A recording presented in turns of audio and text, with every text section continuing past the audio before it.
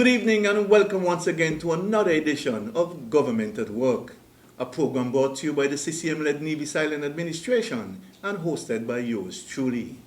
This program comes to you every Thursday evening on VON Radio and rebroadcast on Nevis Television on Sunday evenings at 8:30 p.m. It's a program designed to inform and educate you, our listening and viewing audience, as well as to keep you abreast of all of the developments taking place here on the island of Nevis. In addition, our television program, The Bird's Eye View, is aired on Nevis Television every Tuesday and Wednesday evenings from 7:15 p.m. to 7:30 p.m. If you miss our Bird's Eye View program, you can log on to our Facebook page to look at any program that you may have missed. Just type in the words Bird's Eye View in the search field. The icons will pop up. You click on the one with the pelican beak, forming the V in the words Bird's Eye View.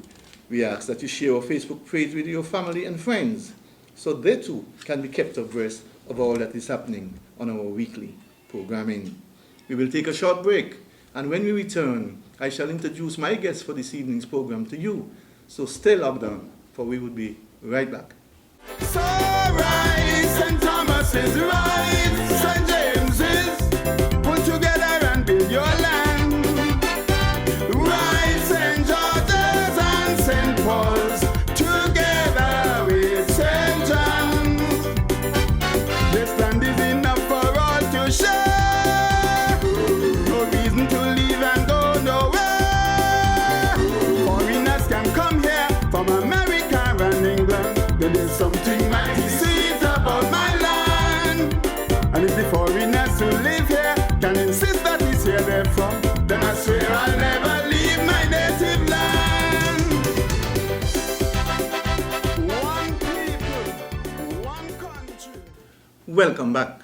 Folks, I am pleased to have as my guest this evening the Honorable Evelyn, Minister of Youth, Sports, Culture, et al.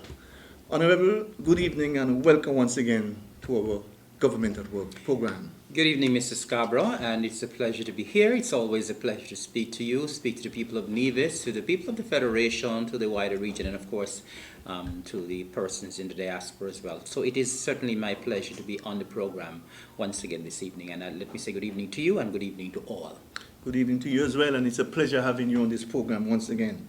Before we get into our discussions this evening, there's a few matters I would like you to give us a little update on. With the first being the personal assistance program. We are still very much in the middle of the COVID-19 pandemic, so I suspect that persons are still heavily dependent on that program. Give us a little update as to how it's going. Yes, of course. Well, my ministry, the Ministry of Social Development, of course, and the Department of Social Development, we continue to assist persons. We know that people are still going through a very difficult period. We know that numerous scores, hundreds of persons, as a matter of fact, have been displaced as a result of the COVID-19 pandemic. We know that the hospitality industry, the tourism sector, has been the hardest hit, and we know a lot of persons who worked in the tourism industry are still without work, and they're still displaced, and they're still having things pretty tough. And so, of course, my department, my ministry continues to respond to the needs of persons who are desperately in need of assistance.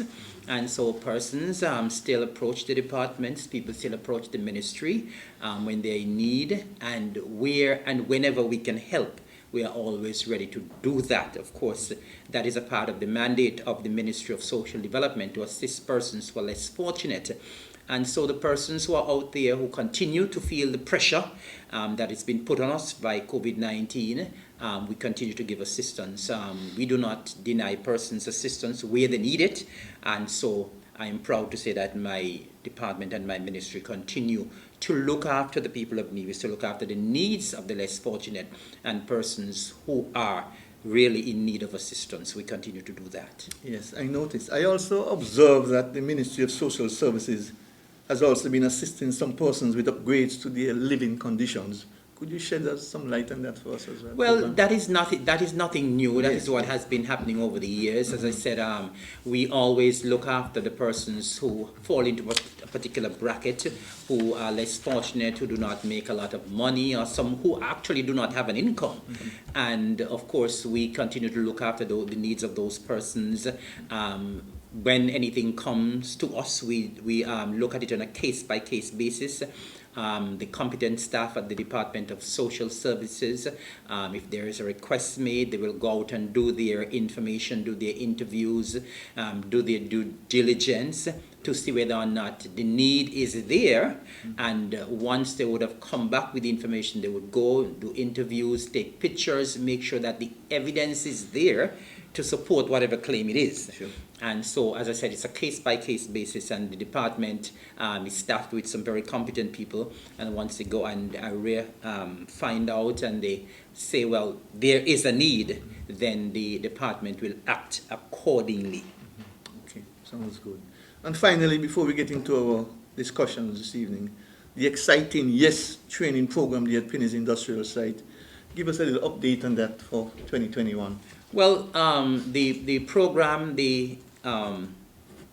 what's happening there at the Yes to Success Center there at Penny's continues to be a huge success.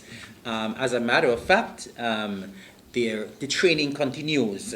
And this coming Thursday, I will be going there because there will be the closing of one of the training programs. So I will be going there on Thursday. But what I can say is that the staff there at Social Services, led by Ms. Maynard, they continue to work hard with persons who are less fortunate, persons who are desirous of having a skill. I think when I was here the last time, we spoke about certain training programs that we had. We were due to have a training program via Zoom with some persons. We were supposed to have a training program with regards to heavy equipment operation. We were supposed to have a training program with regards to pottery making. And so we continue to train. We continue to look at skills that the young people can use to develop their own businesses, because we as an administration, we are always saying that we want persons to be able to develop their own business rather than depending on government for everything. And apart from even if you're not able to develop your own business, you have a skill, so at least you're more marketable. And so when you're going to the world of work, you can say, well, I have this skill. You may not have your own heavy equipment, but you'll be able to operate heavy equipment, and somebody may own heavy equipment and they may need an operator or two. And so once you would have developed that skill that we would have imparted to you there at the Yes to Success Center, then you're able to market yourself. I know there are many other skills that we will be teaching there, and so what we are trying to do is to make our young people marketable, so at least they can earn a living, so they don't have to be depending on the government. They can go out, seek employment with that requisite skill that they would have gained at the center. And as I said, in essence, some of them will actually be able to go and open their own businesses. So the center continues to be a success, and we're very proud of what we have done there. Okay. In terms of the little ceremony on Thursday, what time, and is the general public invited? Can Well, anybody come? actually, no, it's not an open. You know, nowadays with COVID, everything Yes, okay. tend to be more closed. It's a closing out of one of the training programs, and I've been invited as the minister. Of course, we know that we would have gotten some assistance from the OECS unit in St. Lucia, and so I believe that they will be getting someone to do some recording, so at least they could have that evidence to see what we are doing. So it's more of a closing out for the department and for the ministry per se. Okay. And what time, just in case? It's at 9:30. 9:30. Yes. Maybe the bird's eye view camera would like to be there to catch some of it. The last time you were here, we ran out of time before we could touch the ministries of sports and culture. So this evening I want to focus on those two for a bit. We are in the middle of what would have been our athletic season, but due to the COVID protocols and regulations, we are unable to have not only our regular school sports, which you and I look forward to each year, but our major event in the inter-primary schools athletic championship, which we have dubbed, of course, the mini Olympics. Much to the great disappointment of the children, is there any consideration being given to hosting that function, say, a little later in the year? Well, let me say, because you indicated that we would not be having any sports. I'm not aware of the fact that we won't be having any sports. I'm not sure whether or not any decision has been made where that is concerned as yet. I know that the Department of Education, they would have put forward a very extensive proposal to the federal task force. So the PS, Mr. Barrett, would have, and of course working along with the PEO and other members of staff at the ministry, they would have put together a wonderful proposal in terms of having sports for the primary schools. I think they were looking at having sports for all of the primary schools. And the intention was that they were going to have all of the sports practically at one particular site, that is at the Mondo track, where things could be more controlled. I don't think there were any plans afoot to host the inter-primary, the mini Olympics, but they wanted to have the children involved in their sporting program this year. I believe that discussions are still ongoing where that is concerned with the task force, and I know for a fact that the task force is not opposed to having sporting events, because of course you know that sporting events have been taking place, and they're not opposed to having sports for the primary schools. The issue at hand, I believe, is the number of persons who can be at the sporting events. So in essence, I don't think the task force is opposed to the sports being held, the various schools having their sports, because bearing in mind, the children need to be active as well. You know that we here in the Federation of St. Kitts and Nevis, we have been faced with numerous NCDs, and so we want our children to be as active as possible. We want to have children who are healthy. We don't want to have children who are obese. And so we would like the children to be involved in some sports and getting their exercise. And I understand that the PE programs are continuing. I understand that the sports officers have been doing their training with the children. And so, as I said, I know it's getting late. I mean, we're almost at the end of February. And I know normally some of the sports would actually start in around the end of February and going into March. So I am not sure whether or not it is a done deal in terms of no sports this year. As I said, I know that some discussions were held, and I know for a fact that the task force was in fact agreeing to having the sports being held. Where we are, I don't know. I know that some of the schools, based on the fact that they may not be able to have any spectators, because you know what you're hearing now is everything spectatorless. And I know there has been some discussions for and against. I know the schools normally look forward to having sports. One of the main things they do at sports is they're able to fundraise. Now, if you do not have an audience, you won't be able to fundraise. True. And at the same time, you'll have to be spending money to purchase your trophies and your medals and so on. So I am not sure where the discussion is right now, whether a decision has been made. But as I said, I know that discussions were underway. The Department of Education was pushing for the schools to have their sports. And as I said, I am aware that the task force was in favor of having the sports. But whether or not the department and the schools will be willing to go ahead with what the task force is asking them to do, I am not sure. So as I said, I don't know whether it's a done deal, but I know for a fact they were not pushing for an inter-primary. They were pushing for the individual schools to have their sporting events. Well, I'm happy to hear that there's still a little hope, you know, that it could still happen, because I remember they were shooting for particular dates, and I remember I heard that it was cancelled, especially St. Thomas's. But I'm glad that... Well, as I said, I am not sure. I haven't had any final words, so I'm not that sure. That means there's still hope. Yes. And the thing is, when it comes to the sports in the schools, that is under the purview of the Department and the Ministry of Education. The Department and Ministry of Sports will give assistance, but it is controlled by the Department and the Ministry of Education. Understood. I understand what they're trying to do in terms of minimizing the attendance of persons. but yeah, I suspect he's going to be a little difficult with the school children, Primary- some of the primary in school particular. children, because Yes. I don't know how you keep them away. They don't want to be there, but it's And a- the parents and the like, guardians yeah, will want to be exactly. there to give It's that a moral little support. difficult. Having adults taking part in sports is much different Yeah, to having yeah. school children, especially Yeah, primary yeah, schoolers. So Yeah. Well, let's keep our fingers crossed and hope Yes. that we could see a little something sometime this year. My understanding is that the club meets and national trials are still slated to be held in St. Kitts this year. Any chance of us hosting any of those meets here in Nevis? Well, of course, we know that for the past couple of years since we've had the Mondo track, and especially not during the COVID year, but previously, we did have some of the meets being held here on Nevis. Of course, we have an excellent facility there. And I am assuming that once meets are planned for the Federation, that Nevis will get its share.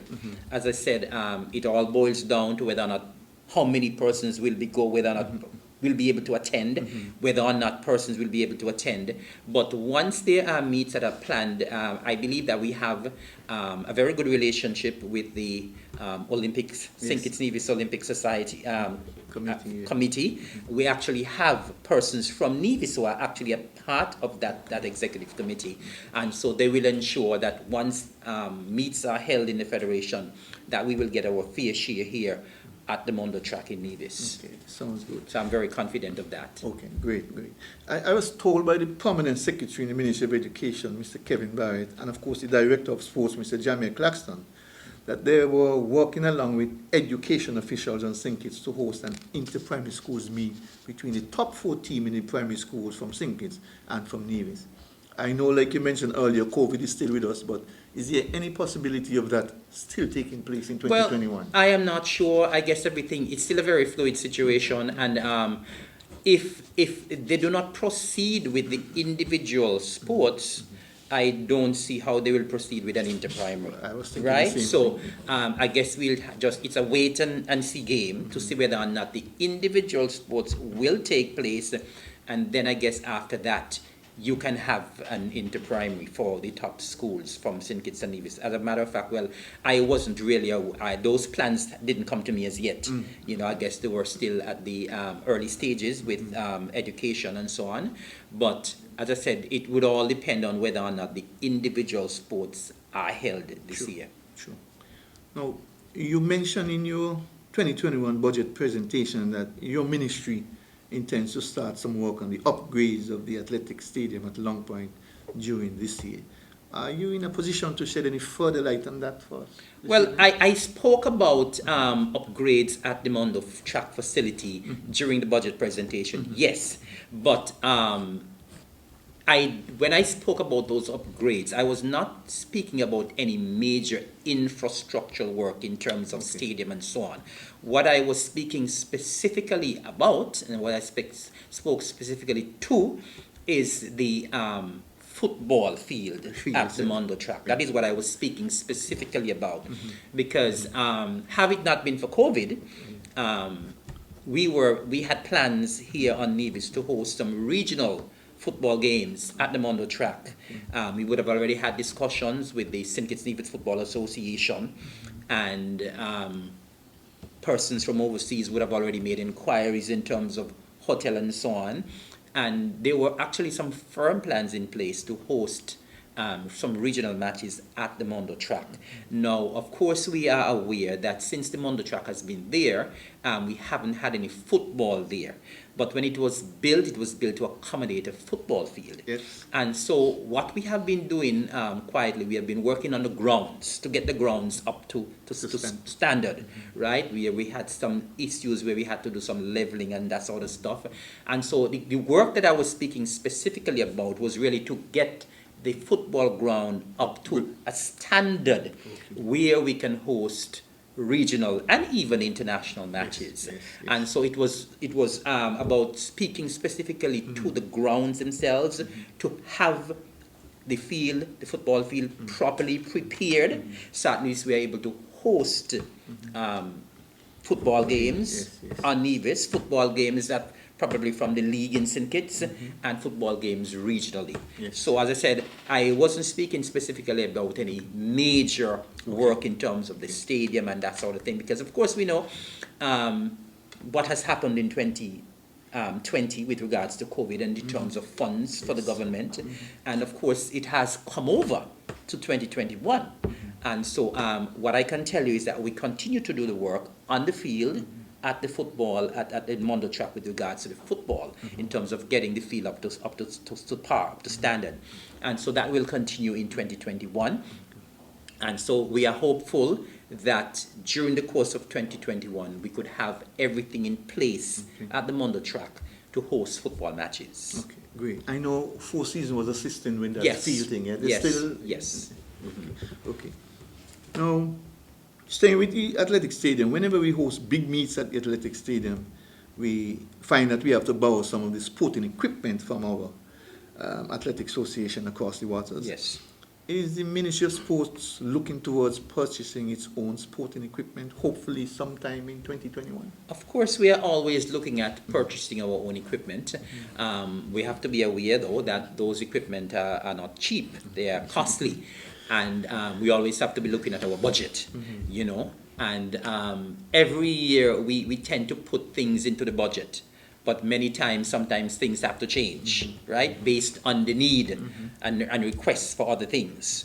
And so we are still having that in mind to be able to purchase the equipment.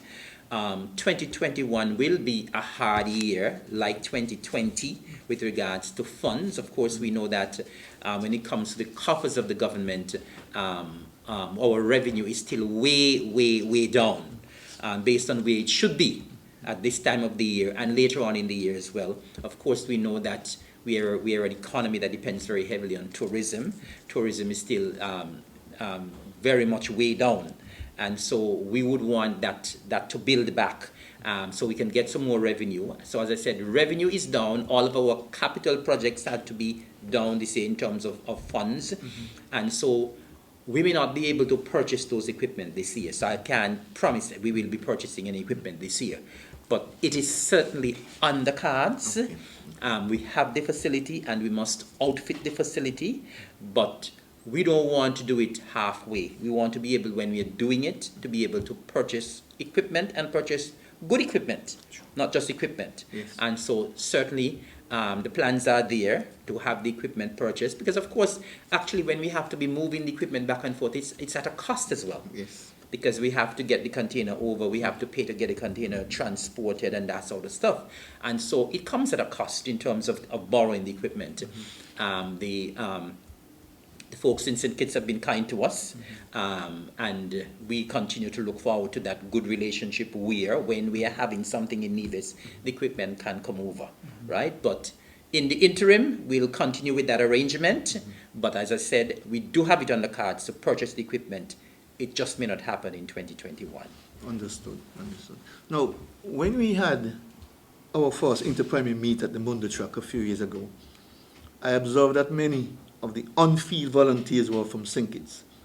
I spoke to Mr. Lester Blackett and Jamie Claxton about it at the time, and they said to me then, with the international track now in place, they have to be guided by international rules. And there just wasn't enough local volunteers or navies who were trained to perform those roles. Do you know if persons have been trained since then to carry out those voluntary roles? I am aware of the fact, yes, that many persons from Nevis who are not part of the meets and so on, and being volunteers and being officials and so on. As you rightly said, you must have certain level of training to be able to officiate at those meets. And sadly, a lot of our persons are not trained. I know that plans are afoot to get the training. I don't think any of the training actually has taken place on Nevis as yet. But you're correct. We need more persons from Nevis who are trained. I know that the Department of Sports had given a commitment that they will try to get more persons on Nevis trained. But in the interim, the persons in St. Kitts are happy to come over when we have these meets, but we will continue to pursue that. So that at least in the future, we could have a lot more persons on Nevis trained at that level where they can officiate at the meets. Okay, sounds good. Now, when the stadium was being built, part of the plan was to have a proper management team in place to handle scheduling of, say, rehearsals, track events, marketing of the stadium, booking of vendor stalls, etc., etc. Where were with regards to those things being implemented or Well, accomplished? when the stadium was being built, I was not a part of the government as yet in terms of being a minister of government. I was not in sports as yet. I was still in agriculture. There has been some changes where the management of the stadium is concerned. I know at one point in time it was under the Premier's ministry. I think at one point it was also under tourism. It is now under my purview at the Ministry of Sports. What I can say in terms of management of the stadium is that the stadium is now under the management of the Department of Sports. And what I can also say is that there is a very good management team at the Department of Sports, a team that is very capable. And so anything to do with the Mondo Track, the stadium, and anything to be held there and so on, I have full confidence in the management team at the Department of Sports. We would have seen very recently the excellent work of the management team, which I guess we will talk about later in terms of netball. Yes. We saw the excellent work that they put in for that netball tournament we had last year. And so I have confidence in the team, the management team that is at the Department of Sports in terms of the management of the Mondo Track facility. Okay. Now, like you said, the Ministry of Youth and Sports are also involved in a number of other sporting events, including football, Yes. cricket, and I noticed, like you just said a while ago, a major effort is being made to bring back netball into the fore. Talk to us a little about all these different initiatives in the sporting field and what the Department of Youth and Sports is. Well, the Department of Sports, we normally are heavily involved in sports in the school level, Yes, yes. the primary and the secondary level. Of course, we know that there are various sporting disciplines on the island, and those sporting disciplines have their respective associations that look after the affairs of those disciplines. And those associations are private associations. What I can tell you is that my department, we collaborate with those associations for hosting of events. For example, with football, there is a vibrant football association. Of course, they would have had their league last year. It would have been interrupted by COVID, but thankfully they were able to complete the league, and so kudos to them. And the department would have collaborated with the football association in their hosting of the league. Of course, the matches have to be played at venues that are controlled by the department. True. So even though they are private associations, they must collaborate with us in order to, of course, get the use of the facility. And of course, we have to do our part in terms of making sure that the facility is in good operation, Yes. so at least persons can go and have their sporting events. And so we collaborate with the department, the football association. Of course, there is basketball as well. We do collaborate heavily with the basketball association as well when they're having events. The cricket association, they would have had a recent tournament at the VOJN grounds. We collaborate with them as well. But when it comes to netball in particular, and of course we spoke about athletics earlier, we collaborate with athletics as well.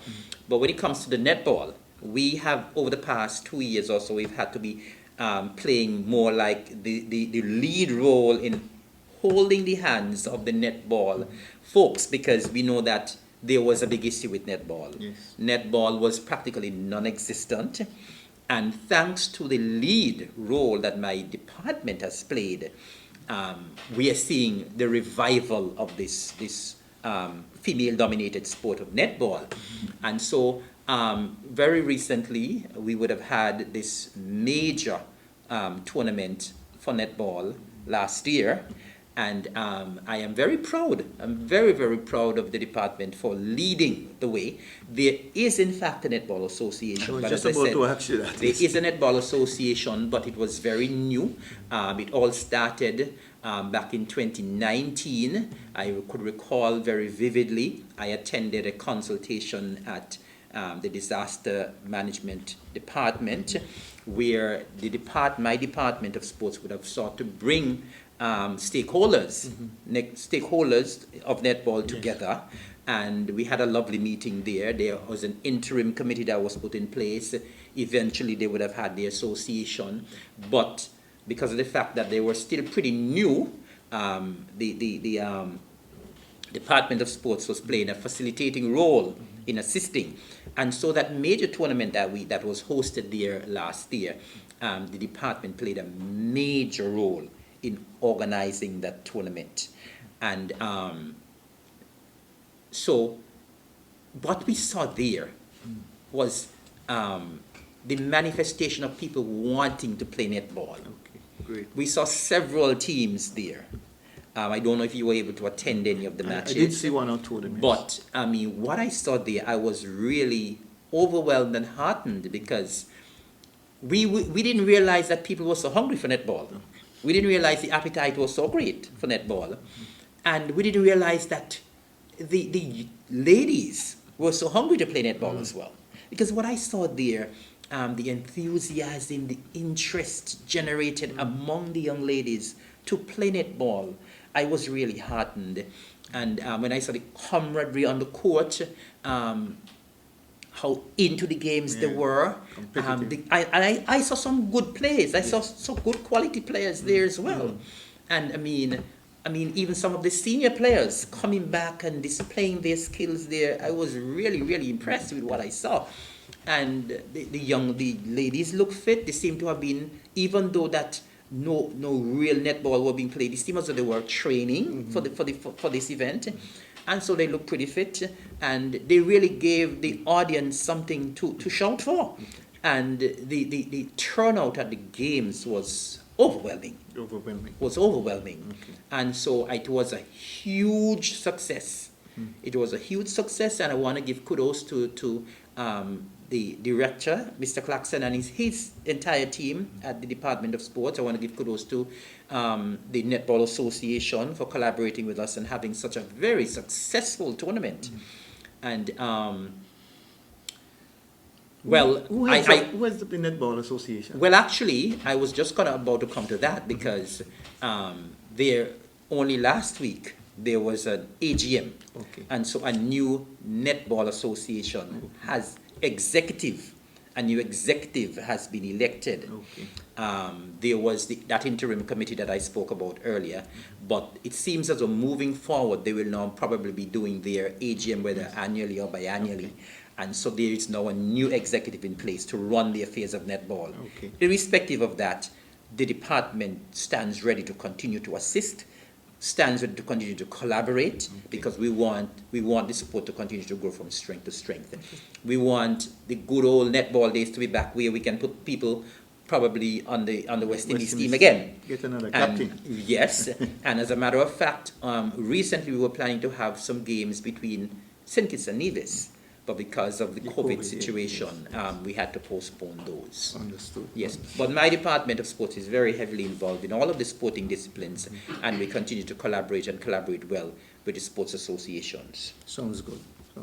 Now I want to shift your focus, your attention now to Culturama. Again, I know that we are still very much in the middle of the COVID-19 pandemic, and we don't know what the future holds. But the question that is being asked is, will we be celebrating Culturama 46 this year? Or 47, which one? That is a good question. Of course, we know that unfortunately we had to shelve Culturama last year, and a lot of people were not very happy with it. But of course, we have to respect what the advice that is given by our health officials, and we want to ensure that the people of Nevis and the people of St. Kitts and Nevis remain safe. That is one of our primary objectives, and the government continues to make sure that we do what we need to do so that people are safe. I know that after we opened up after the lockdown and so on, and after the borders were open and so on, there has been a lot of debate as to how it was done and whether or not we should open up more, whether or not we should reduce the days of quarantine, whether or not we should follow the line of some of our regional counterparts. But what we have realized, Mr. Scarborough, is that St. Kitts and Nevis is now the model. We are leading in the region, and we are proud of that. I am proud to be a part of the unity government and a part of the Concerned Citizens Movement-led government in Nevis, that we are leading by example. True. And the other islands in the region are now looking towards us. To see how we do it. Precisely. If we see what is happening in the other islands, Yes. it is very disheartening what's happening. I mean, Especially St. Lucia in yes, particular. yes. I mean, St. Lucia, St. Vincent, Barbados, Antigua, these islands are now shutting down again. Yes. Right? And we don't want to reach to that stage. True. We absolutely do not want to reach that stage. And so, that is why we have been so cautious over the years with regards to activities that are being hosted. Now, when it comes to Culturama, I'm sure everybody knows that I love Culturama. Yes, of course. And I would love to see a Culturama taking place this year. I would say as well that we are making plans to try to host a virtual festival. Of course, we know that we had a successful virtual carnival in St. Kitts, Yes. right? Just in December. And so we are now trying to put things in place. And I have to say, I have to stress trying, Yes. because I'm not going to sit here and tell you It's a done that deal. we will have a Culturama this year for 2021. That would not depend on us. We cannot give that decision here. We must collaborate and have discussions with the task force. We have to be guided by what the task force says, and we will not be going against the wishes of the task force. And so we, as an administration, we as a committee, we would like to have a virtual festival this year. And of course, when I say virtual, I mean virtual festival this year. And so we are already in some early discussions with the commissioner, and we will be putting forward something. We do not know whether or not it will be accepted, whether or not we will get the go-ahead. And so I am cautiously optimistic in terms of having a virtual festival this year. And so whatever we say, whatever we do, we have to be cautious. We cannot go and advertise Culturama this year because we don't know whether or not we're going to be having one. What I can say is that we would like to have a virtual festival. And so we are putting plans in place. We are having the necessary discussions with the necessary authorities where that is concerned. And so we are hopeful. Okay. We are hopeful. That's a step in the right direction. Yes. Okay. Now, have you selected a committee as yet? Well, what I can say is that we had a committee that was supposed to be in place for 2 years. That committee was put in place in 2019. If you would recall, in 2020 we did not have a festival. True. And so the committee was not able to do work for 2 years. True. So in essence, we have kept the same committee with just a couple minor changes. And so the committee that we had in place since 2019, once we're able to have that virtual festival, then that committee will oversee the festival for 2021. Okay. Now, I suspect that we probably won't have any Juve or Troops Parade this year. But could you give us an idea as to the type of activities you are looking at for now? I know we are all still cautious and we Yes, still don't know what the future holds. Right, but right. Just a general idea. as And to- I understand where the question is coming from, but at the same time, I do not want to raise people's expectations either. The committee would have met in January. We would have had some discussions. We would have had some discussions via the chat as well. And so the committee has proposed some activities, but I say proposed because we still have to wait for guidance Yes, yes. and authority Understood. from the relevant sources. And so I don't think it would be wise right now for me to say what we have planned, because as I said, I don't want to say that, well, we having this and we having that, and then in the end we can't have it. So we don't want to publicize anything right now unless we get the go-ahead from the task force. Understood. But as I said, we have come together. We had a lovely meeting, wonderful meeting we had. Most of the members were there. And we came up with some very good ideas. We had a lot of ideas floating around, and we tried to throw out some, we tried to adapt some. And so we have some things that we are planning for if we get the green light. But until we get the green light, I would not want to publicly say what we are going to be having. Understood. But we are trying our utmost to do a virtual event. Bearing in mind, of course, when you're having a virtual festival, it has to be curtailed. You cannot have all the flurry of activities that you normally have. Yes. Because, of course, as you rightly said, things like GOV, things like Parade, that would have a large gathering. You don't have those events. Like, of course, like for the carnival, they had like the Calypso show and, those kind of things. A virtual GOV, Yes. So we have planned. And I believe if we are able to execute the plan, we're going to have a wonderful festival, virtual festival. But for now, I would prefer not to publicly say what the events that we are planning for. I would prefer that we get the go ahead first before we say what we are doing. Okay, understood. But the plans are there. Yes.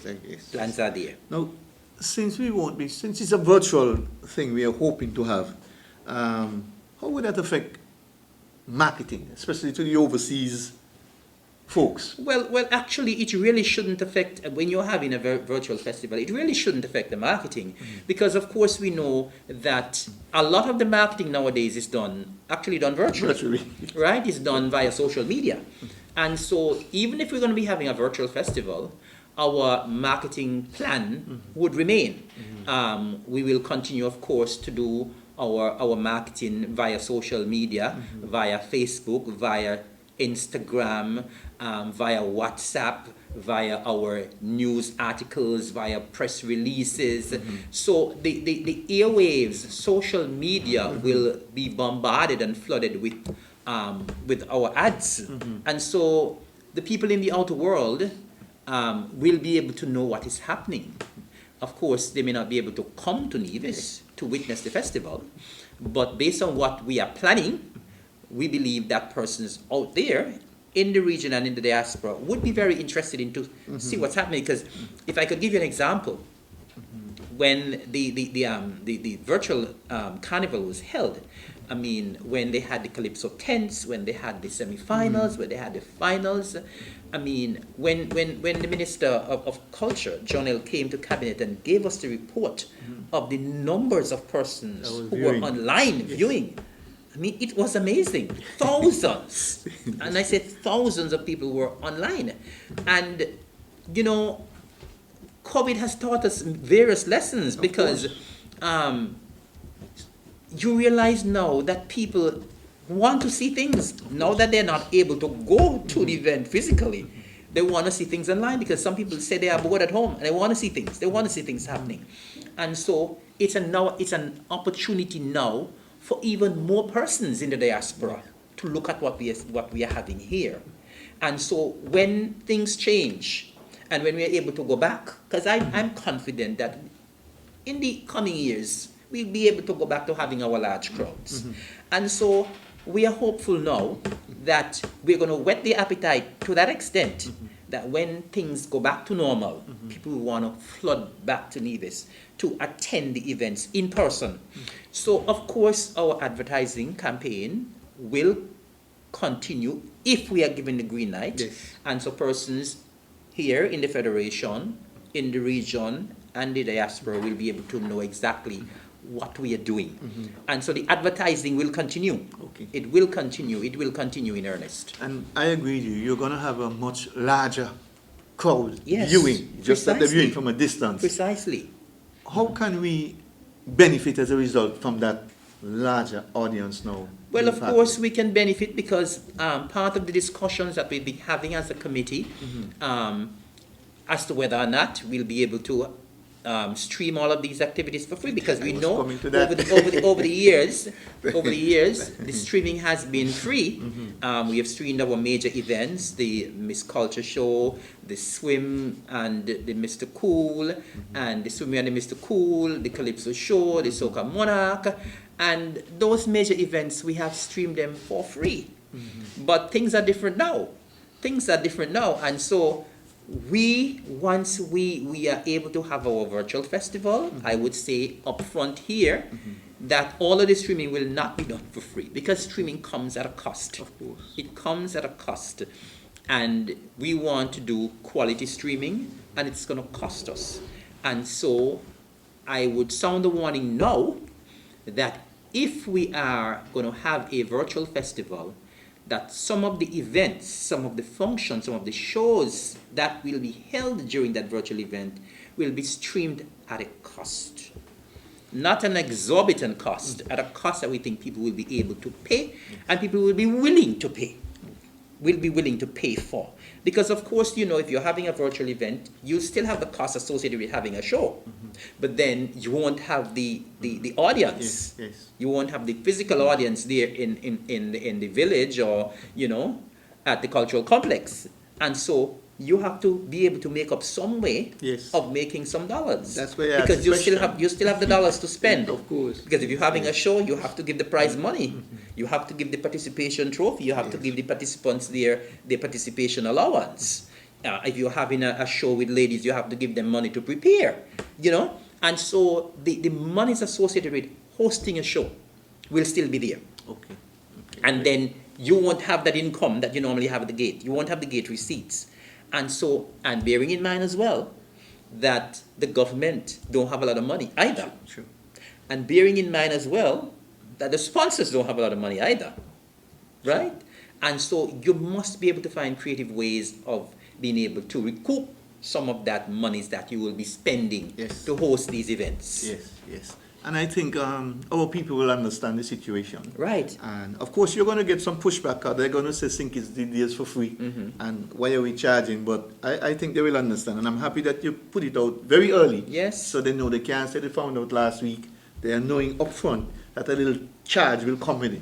And it's basically like a little contribution towards culture, but that's what it's going to be. Precisely. Yes. And of course, people. I don't think people will get upset, because people know that there is a cost attached to these events, and that is why it comes back to the advertising. That is why the people in the diaspora needs to know, because we would want their support. Because we believe that if we are having a virtual festival, that a lot of the persons viewing will actually be people in the diaspora. Of course. People from the US, people from North America, people from Europe who would normally come home. I would not be able to come home now. They would want to see what's going on. And so that is why the advertising campaign needs to continue for persons to be aware. And so at least when we are ready to tell well, we want a little, whatever it is, for you to view. Help us to make the festival successful. I don't think people will object. I don't think so either. Folks, you're listening to Government at Work. My guest this evening is the Honorable Evelyn. We'll take a short break, and we'll be right back with our discussions here on Culturama and other things after this break. So right, St. Thomas is right, St. James is put together and build your land. Right, St. George's and St. Paul's together with St. John's. This land is enough for all to share. No reason to leave and go nowhere. Foreigners can come here from America and England. There is something mighty sweet about my land. And if the foreigners who live here can insist that it's here they're from, then I swear I'll never leave my native land. One people, one country. Welcome back.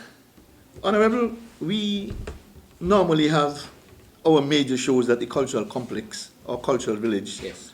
Now that these shows will be done virtually and needs possible better lighting, where would these activities be held?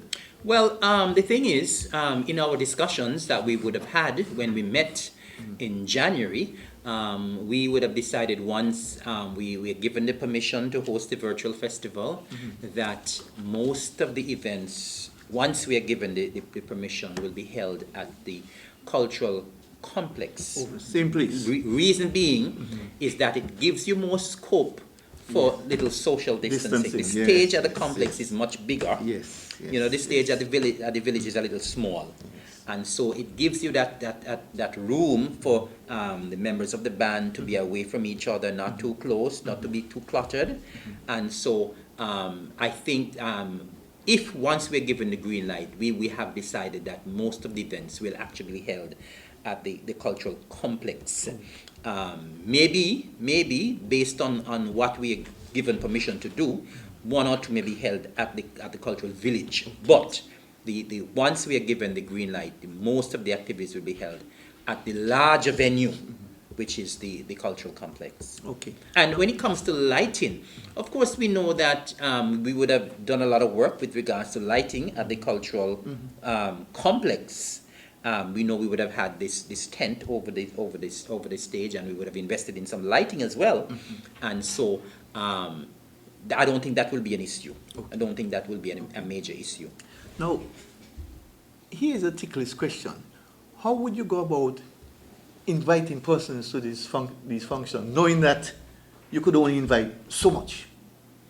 Well, it's not a matter of inviting Well, I so mean- many, because the thing is, if we look at what was done at Carnival in St. Kitts, I think there was a maximum for 150 people. Yes, And what happened is that they would have sold the tickets on a first come, first served basis. Okay. And so if you have 100 tickets to sell, the first 100 people who come, you get a ticket. If you come after, we are sorry. So I think that is the same style that we may have to adopt here on the island of Nevis, where we decide, well, there are a certain number of tickets that can be sold, and first come, first served basis. If you come after the required number has been sold out, then hard luck for you. Because you see, once when the task force tells us you can do that, and they say, well, only 150 people can come, we do not want to go against that. Okay. We want to abide by the rules. Culturama is a festival that is run by the government, and once the government is having a function, we must lead by example. True. Now, I will have my good friend Antonia Abernathy Library on this program at a later date, once things are concretized, to get into a more detailed report on each show. But let me ask you this. Since the festival will be more of a virtual type festival, would you be making a bigger push for sponsorship to sort of make up for the lack of in-person attendance? Well, there may not be any bigger push for sponsorship, because, as I said, I believe a lot of our sponsors are challenged financially as well.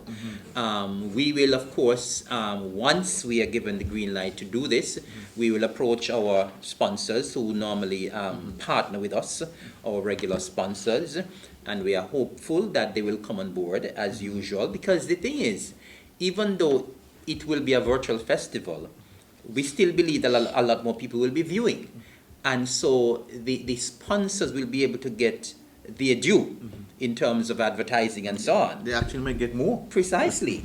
And so we believe that our regular sponsors, the persons who normally partner and collaborate with us, I believe that they will be on board.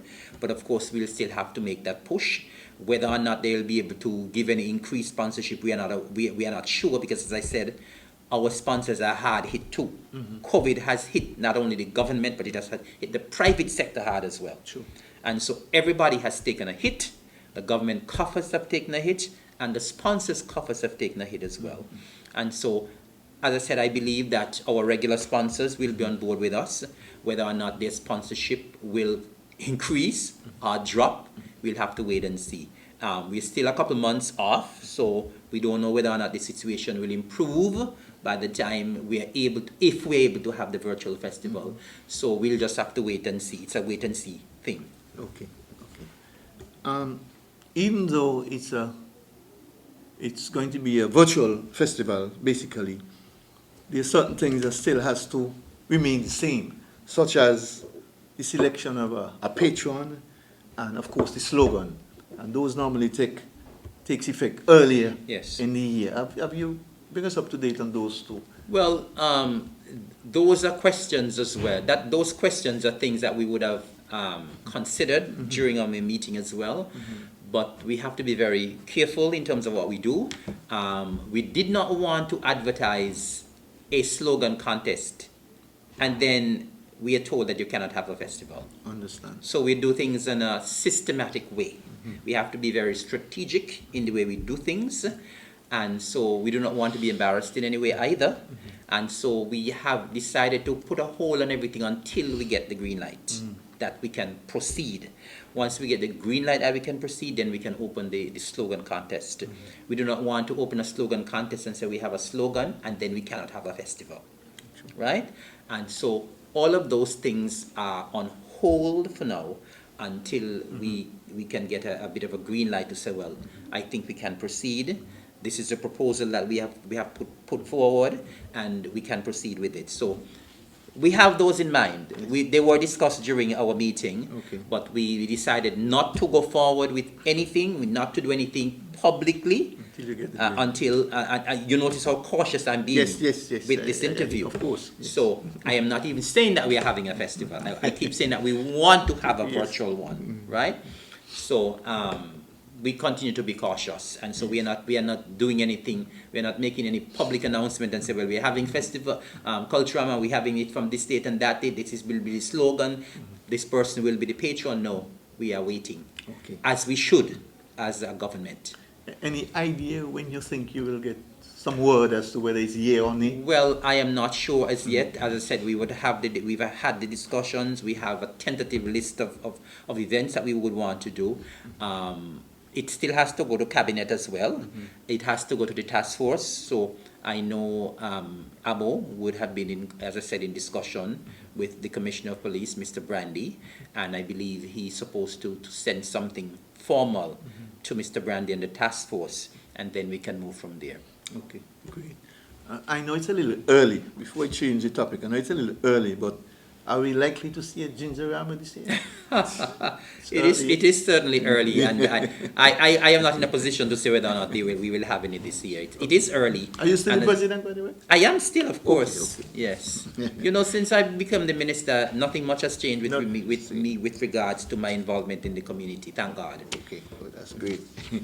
Now, I want to shift your focus now to the federal level, of course, because we have never discussed your role as a federal minister on this program. So I want to focus on that for a little bit as well. First, I have to ask you, how are you settling in thus far? Well, I have settled in wonderfully, thank God. I am someone who can adapt to any situation, and I am someone who is not afraid of work. I believe that is why the people of Gingerland and St. George's have voted for me, because I think they have seen what I have done in the past. I love to work. I love to be of service to people.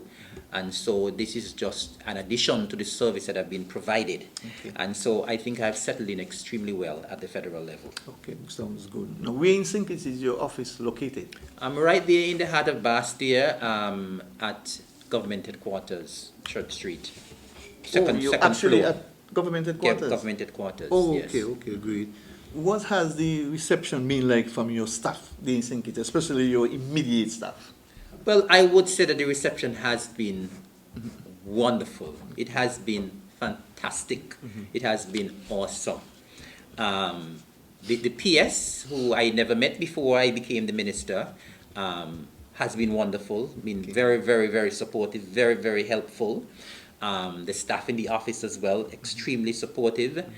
And when it comes to the staff at the two departments that I am in charge of, environment and cooperatives, the staff has been so welcoming. It's the working relationship that I have with the staff at environment and cooperatives, like you have been working together for years. Sounds good. Well, the directors are persons who I knew previously. Yes. Of course, we know that I worked in agriculture for 32 years. Yes. And so in agriculture and environment are always linked in some way. So is cooperatives. And so I would have known the director of cooperatives for many years. I would have known the director of environment for many years. I've been on numerous workshops and meetings with her. And so we already had that good rapport. We had that good relationship. So when I became the minister, it just continued. It flowed well. Great. And so I have that fantastic working relationship with the two directors, as well as other persons in both departments. There are persons who have never in those departments who have never met before, but so far the camaraderie has been excellent. I've met with the entire staff at both departments last year when I became the minister. The reception was overwhelming from the staff at both departments, and as I said, I think we are working together as a team for both cooperatives and environment, and I think that we're going to move mountains. I think so too. I think I have the full support of the staff at both departments and the full support of the staff at the ministry level. Great, great. What about your relationship with your colleagues from across the water sitting in the federal cabinet with you? What has that been like thus far? Oh, the relationship has been great as well. I get along well with everyone who is in the federal cabinet. We have a wonderful working relationship. When we are at cabinet, we are frank and open. We have good discussions. We are not afraid to hear our views.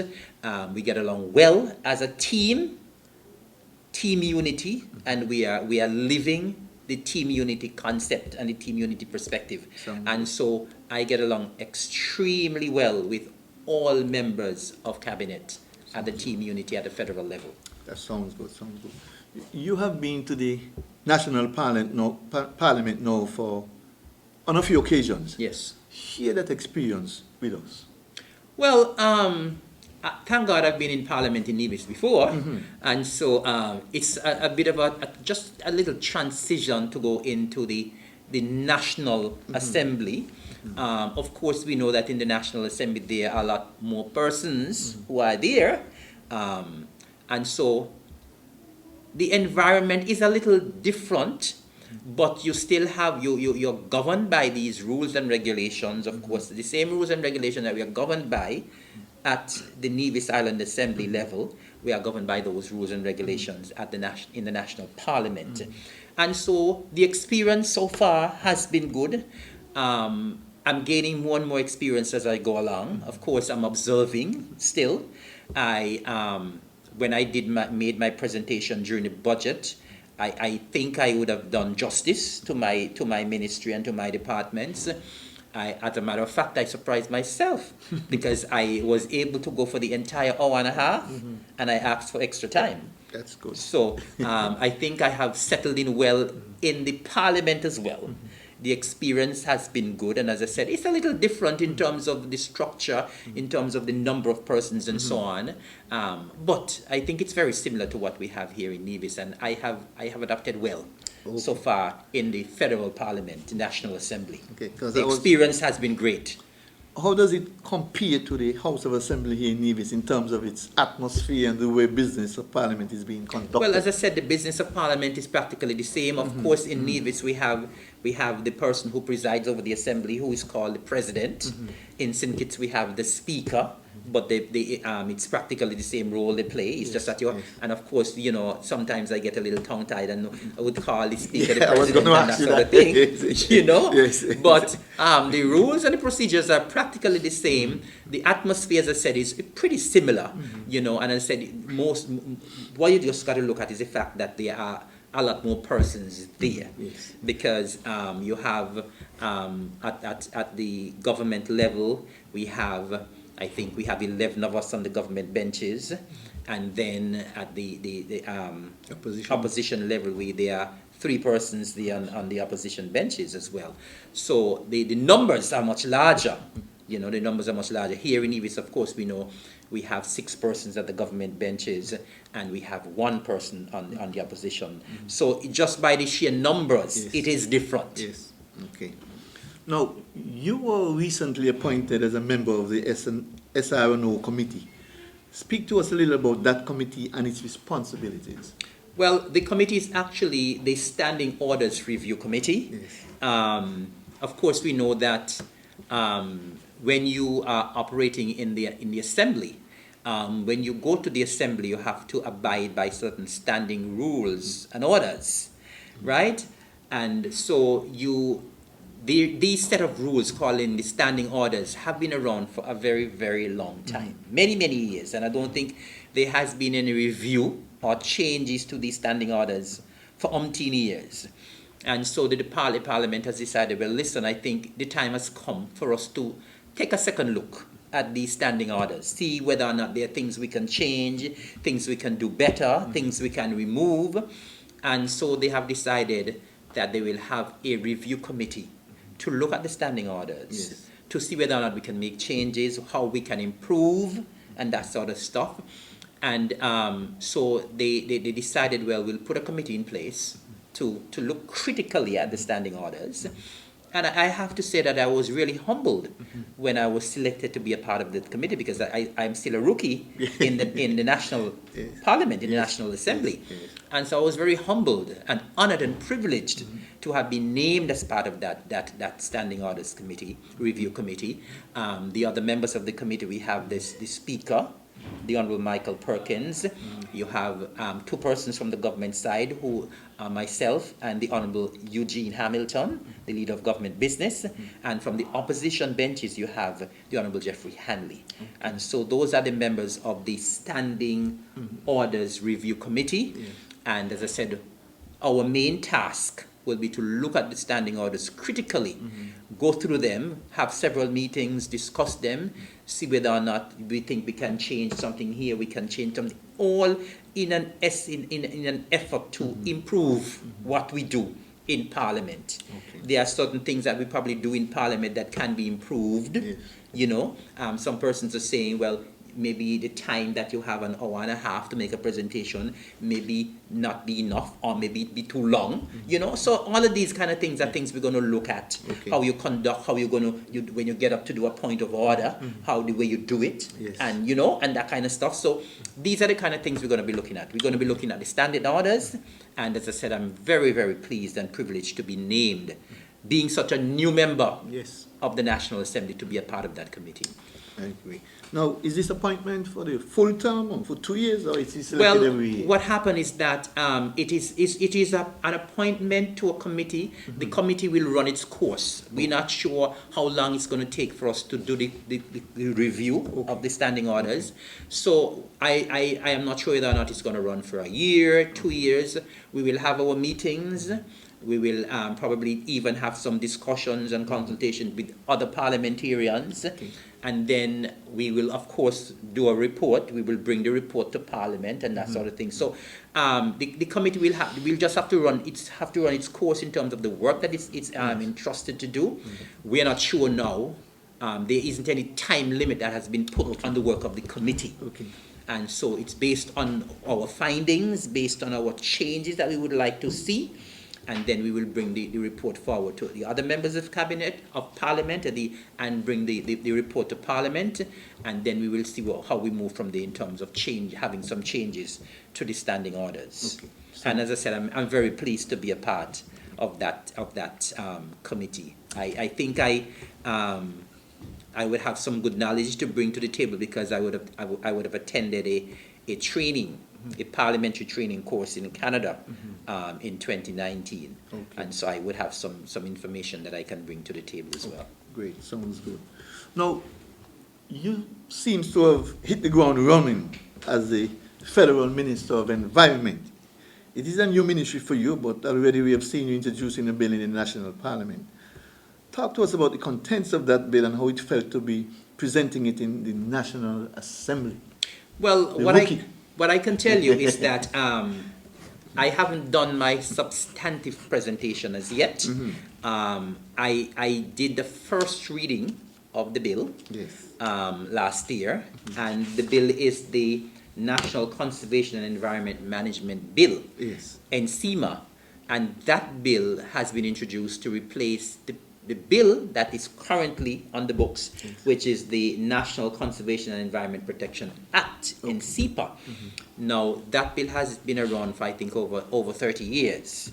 And so we thought that some changes ought to be made where conservation and the environment in the Federation is concerned.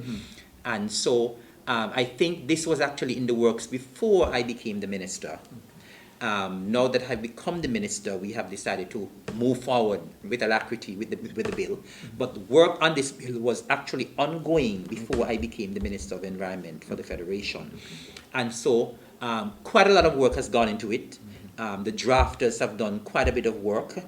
And so now what we have done the introduction of we have done the first reading. After the first reading has been done, we are having further consultations on the bill. And so these relevant stakeholders in the environment are actually looking at the bill and saying, well, this I don't think should be in, this should be in. So in essence, what is happening now, the Department of Environment, they continue to go through the bill page by page, detail by detail, to see what needs to be changed, what needs to be included, what needs to be deleted. And as I said, you have other persons, environmentalists, other groups who are interested, have a vested interest in what takes place in the environment, and they are also having the input as well. So we are having those discussions. And other persons, anybody in the community, in the general public, you can actually even have your say. If you want to have a discussion with anybody from environment, you can do so.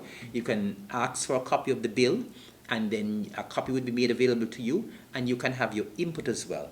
Because what we want by the time that we go back for the second reading, when I'll have my substantive presentation, when I present what is in the bill, that we have a cross-section of ideas from stakeholders and members of the public, and so we are able to present something that people are generally pleased with.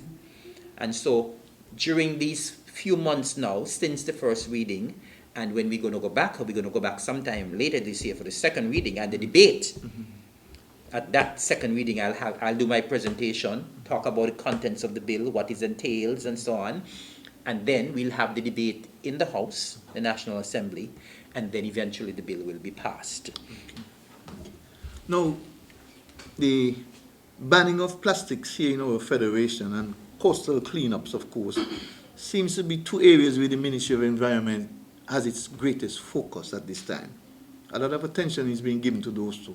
Speak to the significance of that for our listening and viewing audience. The banning of plastics, and what the other one is, you said? Coastal cleanups. Coastal cleanups, yes. And I guess they go hand in hand. Yes. And as you speak about coastal cleanup, I must say that I'm very pleased as well to have been involved in a coastal cleanup in St. Kitts.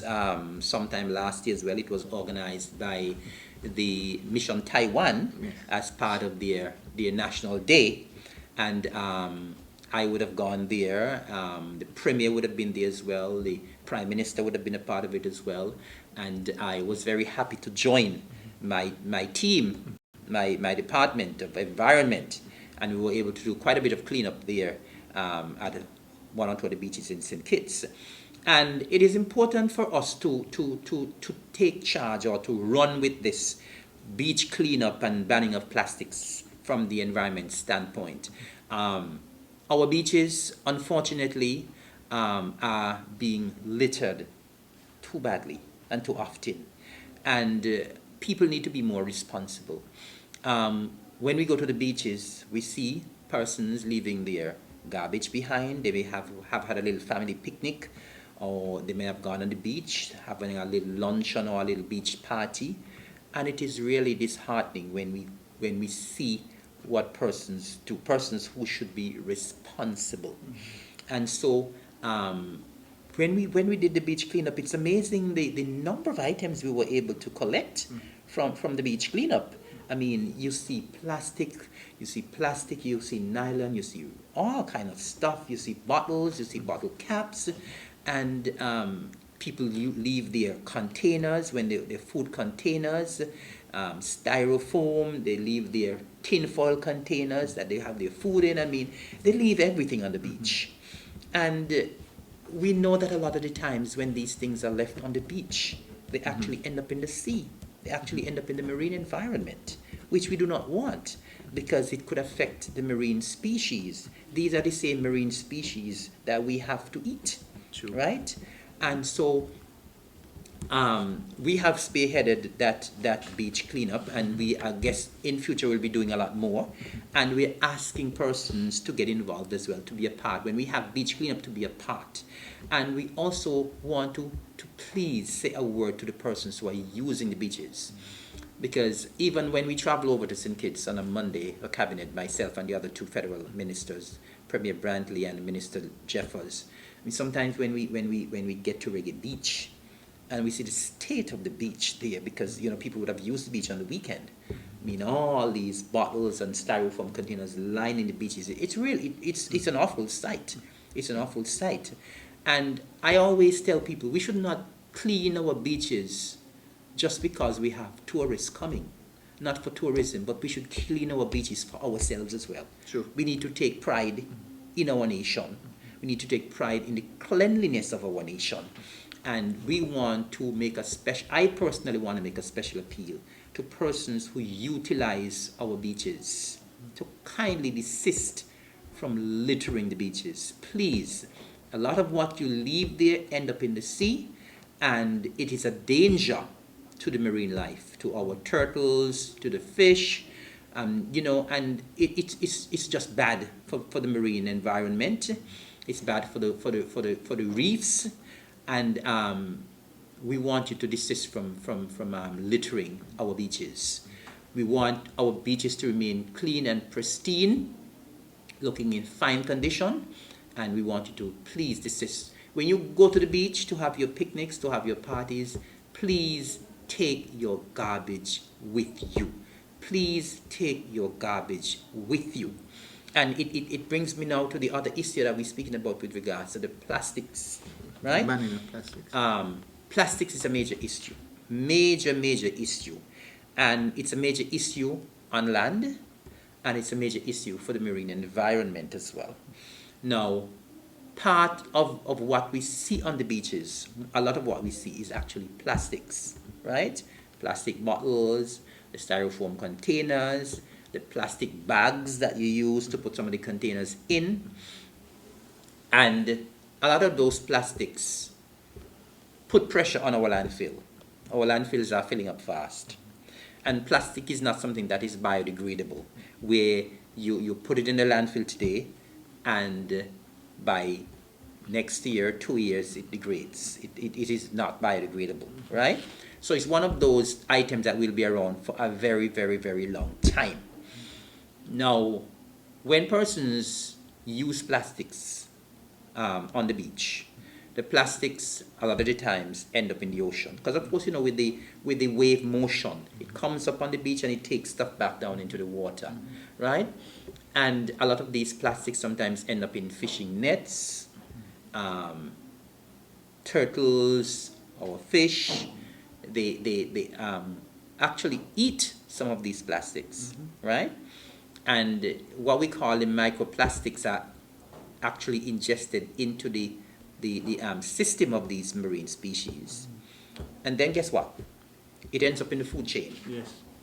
Because if the fish and the turtle eat the microplastics, it ends up in our system. True. And guess what? Some of these microplastics are cancerous. They can cause cancer. And so when we do certain things, certain actions that we're involved with, we don't realize the repercussions that could happen down the road.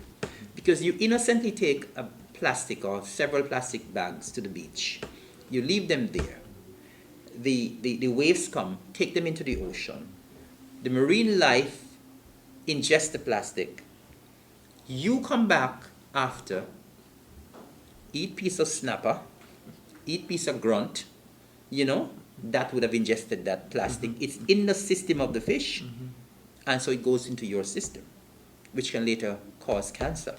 So you're killing your own self. You're killing your own self by your action. Yes. By just leaving those plastics there, or throwing the plastic in the gut, that will actually end up in the sea, right? And so we want to get to the point where we will eventually ban single-use plastics. Now, unfortunately, the Federation is behind where this is concerned, because many of our neighboring islands have already banned single-use plastic bags. And so that is one of the things that is high on the agenda for my Department of Environment. I would have already taken a submission to the federal cabinet last year in terms of banning plastics. I think it was actually in the works before, but I would have been able to take that submission to cabinet last year, which was accepted and approved. And so this year we will be rolling out what we're going to be doing in terms of the ban, because we're going to be doing it in phases, right? It cannot be done in 1 year. It has to be done over a period of time, because a lot of plastics are on the island. Yep. So we'll have to start with actually banning the importation, and then phase down to banning the use of certain items of plastics, and then we'll have to have people sensitized to bringing in other substitutes that can use for plastics, right? But plastic is a major, major issue for the world right now, and we have realized that here in St. Kitts and Nevis, and so we are trying our utmost to, in the end, have plastic phased out. And then when people go to the supermarkets, they can carry their bags and so on. Fortunately, some of the supermarkets, I think, are pretty much on board where the banning is concerned, because some of them are already selling reusable bags. You can buy a reusable bag. I know last year, the Ministry of Tourism in St. Kitts and Nevis, they would have done a campaign where they would have actually given persons some reusable bags, all a part of this initiative to ban single-use plastics. I actually had some information here, some statistics that I would like to share in terms of plastics, because every year we do some beach cleanup in St. Kitts and Nevis. And in 2019, the coastal cleanup that was done in St. Kitts and Nevis, the 3 top items collected, because when these cleanup campaigns are done, you have to count the items that you pick up, right? And so the top 3 items picked up in both St. Kitts and Nevis were plastic bottles, plastic bottle caps, as well as plastics or plastic pieces. And the statistics that I have from St. Kitts look like this. In 2019, plastic pieces, 2,353 plastic pieces were collected. And that's not all, because we did, all the beaches were not covered. Okay. So this is just a drop in the bucket. This is what was collected. Plastic bottles, 1,341. Bottle caps, 1,252. That's the statistics for St. Kitts. For Nevis, plastic bottles, 2,285. So you actually had more plastic bottles being collected in Nevis than what was collected in St. Kitts. Plastic cups. Here again, you had more plastic cups being collected in Nevis. In St. Kitts, you had 1,252. In Nevis, you had 1,841. All of these would have been ending up in the sea. And plastic pieces, you had 713. So the evidence is there. The evidence is there that you have an abundance of plastic and plastic residues, plastic cups, plastic bottles that are on the beaches, that are on their way into the ocean. And back to our stomach. Right? So you see the cycle. Yes. You see the cycle. And I can also say that in 2019, a survey was done by the Department of Environment in St. Kitts, and they would have interviewed several persons, a couple hundred persons, in terms of the ban on single-use plastics, and over 90% of the respondents were in favor of banning single-use plastic bags. And so, as I said, we will be leading the charge. We will be having consultations and so on, and we want people on board where this is concerned. As I said, we are lagging behind some of our neighbors. I know I would have been on a few conference calls with the other Minister of Environment from the OECS and from the region as well, from CARICOM, and they would have actually pledged their support to my ministry in terms of what they have been doing in their islands. I could recall vividly, I know the Minister of Environment in Antigua and the Minister of Environment in St. Lucia, they would have said, once you're rolling out your campaign, we are willing to give you some advice, and that kind of stuff. So we will be doing that, and we want the public to be on board where that is concerned. Okay, sounds good. Now, let me ask you this. As any consideration being given to putting public garbage disposal on the beaches? Well, that is an excellent question and an excellent suggestion. I think that should be done in the future. That is some way of stemming the littering on the beaches, and I believe that is something that we have to look towards. Bearing in mind, though, the beaches are very public. I know sometimes when you put certain receptacles, they may just disappear. Right? So you have to look at things, at all angles. Yes. But I think that is something we can look forward to the future in terms of putting receptacles on the beach, so at least people cannot say that there was nothing to throw the garbage in. True. Okay. So that is something that I think we can look forward to in terms of the future. Okay, great. Now, the Ministry of Environment is said to be one of the most important ministries in any country. But here in St. Kitts Nevis, however, we seem to think otherwise. You have been in the position for only 8 months, but I'm sure you have already developed your own opinion of that ministry and may have a total different perspective. Tell us of the importance. Well, I feel that the environment is something that is extremely important to all of us. The environment is all around us. The environment is what we breathe. The environment sometimes is what we eat. And for us to be healthy, we must have a healthy environment. Yes. For us to lead lives, productive lives, we must be able to operate in an environment that is conducive for us having healthy lives. And so the environment is something that touches everyone, every boy, girl, man, woman. It touches everyone. And I think most of the times we take the environment for granted.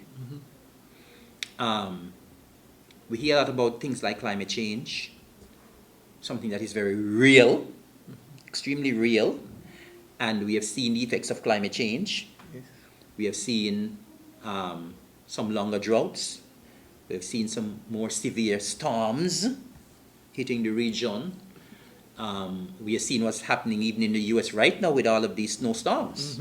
I mean, we have seen some extreme weather phenomena. True. And I think it's all a part of the climate change phenomena. And so what we are doing affects our environment. Everything we do, our lifestyle, everything affects the environment. True. Sometimes you don't even stop to think. Even everybody wants a vehicle now. Yes. Pollution. So everything we do affects how clean the environment is and how healthy we are. And the environment touches everyone.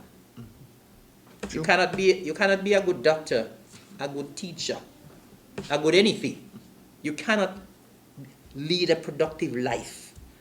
You cannot live a healthy life unless you're in a good and healthy environment. True. And so I believe the environment is taken for granted. I think it's extremely important. And I must say boldly that I am very happy that I've been given that portfolio. I'm extremely happy that I've been given that portfolio in terms of the environment. I think that myself and my ministry, we are very committed and we intend to make a change. But we need people's help. We need all hands on deck because the environment touches all of us, all of you. And so I believe that this ministry, this Department of Environment, cuts across all other departments. I would say as well that we have to collaborate with all the other departments. And so I personally would look forward to collaborating very closely with all of the other departments, and I would look forward to the support of the general public, especially when it comes to our cleanliness of the environment, when it comes to the cleaning up, when it comes to dumping. You should not be doing any illegal dumping, and so we'll be leading the charge. I know it is something that is difficult, but I think we can do it. So I think that I have a very important ministry, and I'm very pleased that I would have been given that ministry. And that, my friend, is a good note to end this evening's discussion on. As usual, Honorable, there's a whole lot of questions we haven't touched, but it is always good to have you on this program because the conversation is so informative and so educational that we run out of time very fast once you're here. Before we leave, any final words for our listening and viewing audience? Well, I mean, I would just want to reiterate once again how important the environment is, and I would want people to be on board. I would want people to continue to support what my ministry is doing here on the island of Nevis and what my ministry is doing at the federal level as well. And I would also like to take this opportunity to encourage persons to not let your guard down where COVID is concerned. Continue to observe the protocols, and let us continue to keep St. Kitts and Nevis safe. And I would also encourage all to take the vaccine. Let us continue to keep the Federation of St. Kitts and Nevis safe. Thank you. Thank you very much, Honorable, and I want to thank you for taking time out of your busy schedule to be with us this evening. Folks, join us again next week when we shall do it all over again. Do enjoy the rest of the evening's programming, then have a pleasant night's rest. Good night.